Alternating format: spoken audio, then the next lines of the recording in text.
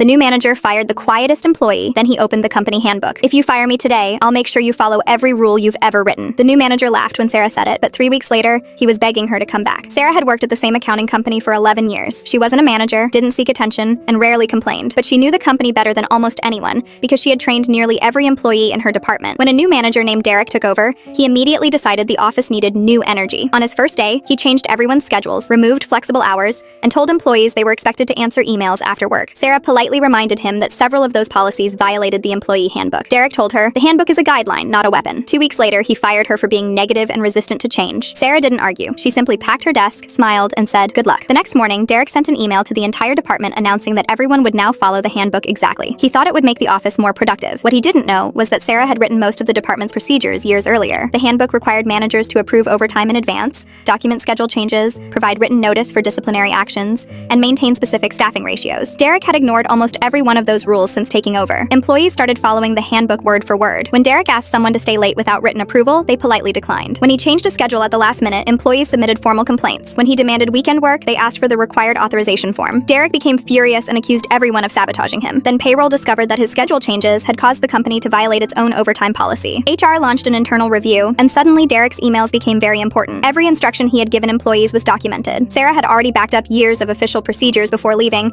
and several employees had copies of the messages proving Derek had ignored them. The company eventually discovered that Derek had been trying to make employees quit so he could replace them with people from his previous company. But he had made one mistake. He fired the person who knew exactly how the system worked. 3 weeks after Sarah left, the company offered her a large settlement and asked if she would consider returning. She agreed, but only after one condition was added to her contract. She would report directly to the regional director, not Derek. When Derek learned she was coming back, he reportedly said, "She thinks she won." Sarah walked into the office the following Monday, placed the employee handbook on his desk, and smiled. "No," she said, "the handbook won." Derek was removed from management shortly afterward. Sarah stayed with the company for another year, eventually becoming the department supervisor. And the strangest part? She never changed a single rule Derek had complained about. She simply made sure everyone, including management, followed them. Sometimes you don't need revenge. You just need to know the rules better than the person who thought they were above them.